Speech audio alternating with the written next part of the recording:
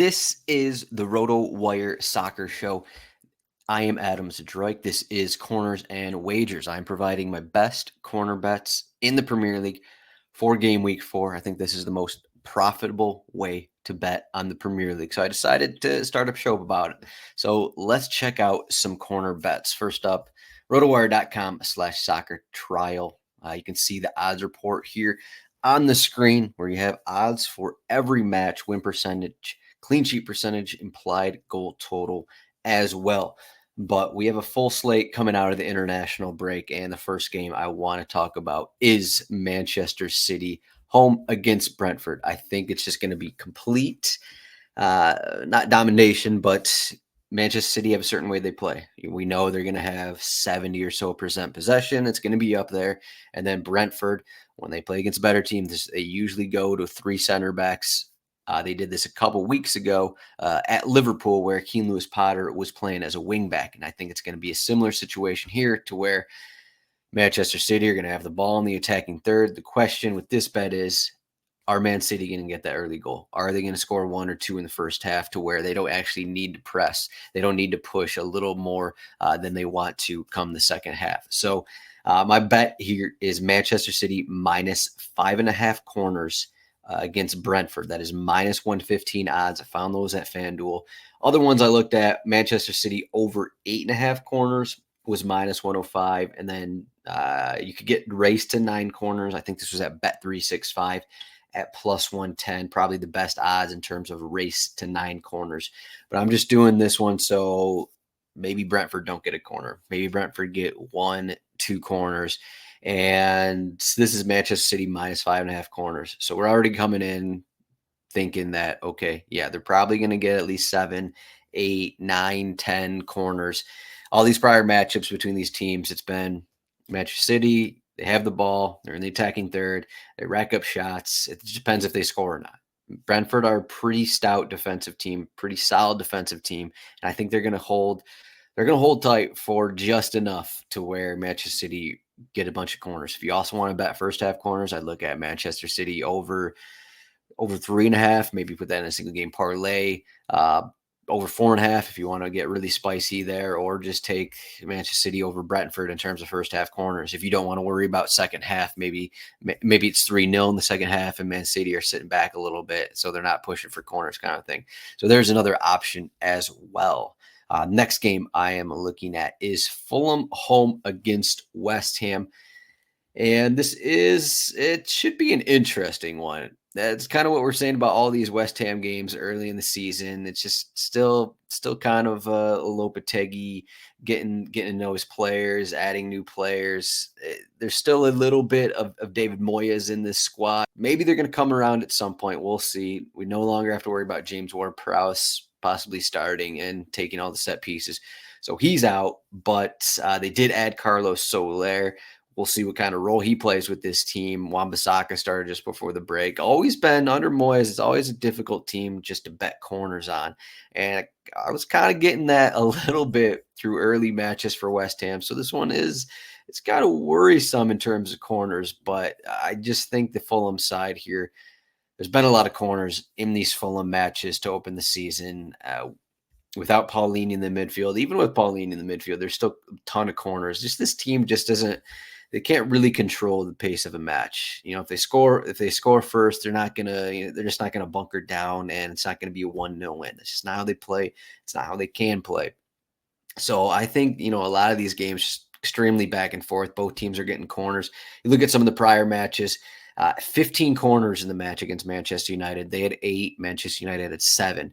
Against Leicester, there was 12 corners. I believe Fulham had 7 corners. Leicester City had 5 corners in that one.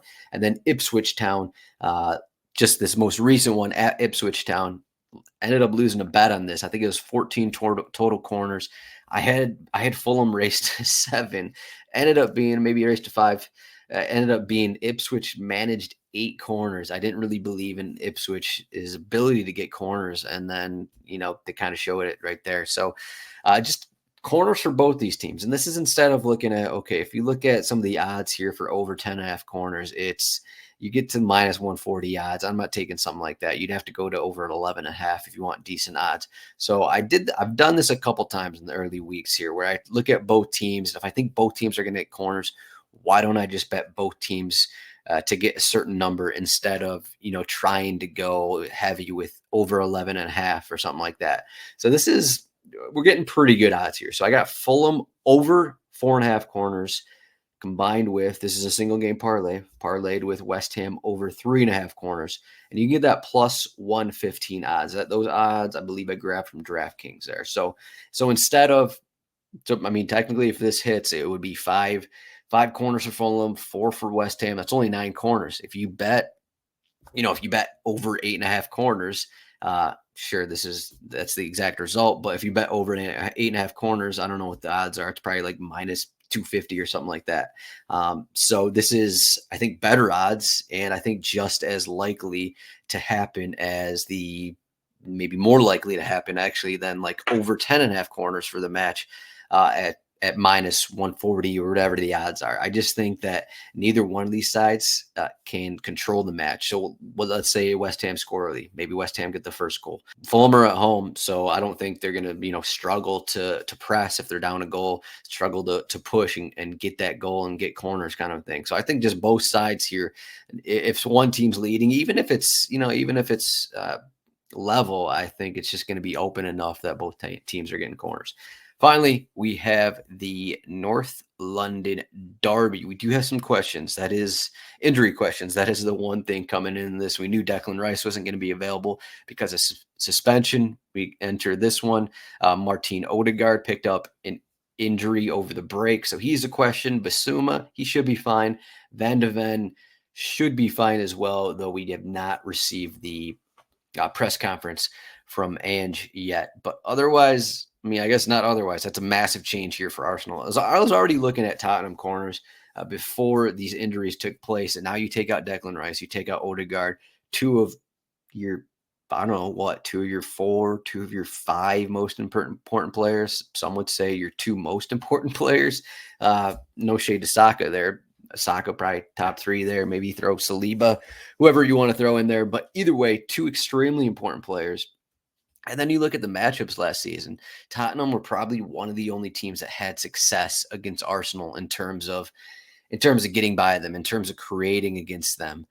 Just the way that Postecoglou plays, and they got corners in those matches. And you take away some of these midfield pieces for Arsenal, and is this game going to be a little more open than we think? I think that both teams are going to score here. I think it's just going to be it's not going to be as we saw last season, it's not going to be like your usual Arsenal matches that are just like, okay, let's kind of control possession. Let's just kill this match. We'll get a goal.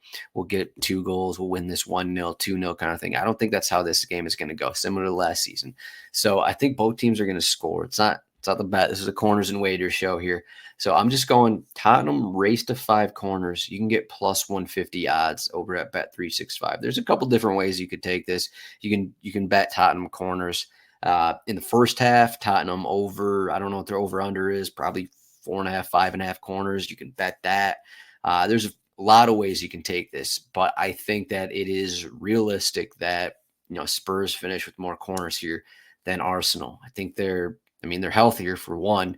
That doesn't mean everything, but it does mean something when you don't have Rice, you don't have Odegaard over on the other side. And given how these teams played last season, and then in addition to this being at Tottenham here. So I think that it's an edge for Spurs. I'm not gonna come here and say Tottenham money line or anything like that, but I am thinking, there was a 2-2 result last season, and we could go 2-2, we could go 1-1, something like that, something like a draw, both teams to score. But for this bet, Tottenham race to 5 corners plus 150. You can get those odds at Bet365.